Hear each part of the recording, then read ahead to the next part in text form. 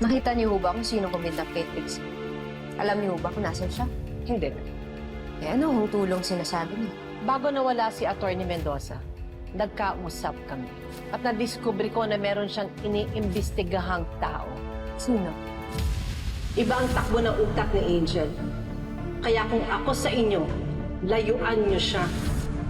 Eh di sino pa? Kung hindi ang magaling mong kapatid na si Angel.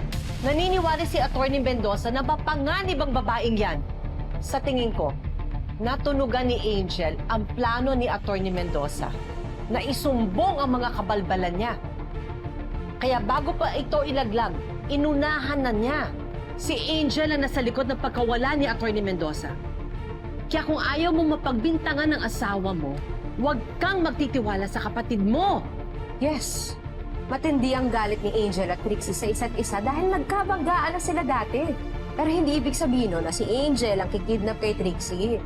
Attorney, hanggang kailan ka magbubulag-bulagan? Hindi santa ang kapatid mo tulad ng akala mo.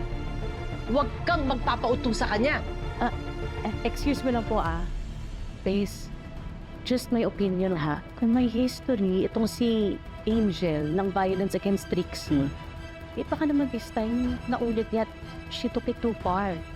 Ano ka ba? Nakita mo kung paano makitungo si Angel sa anak ni Vanessa?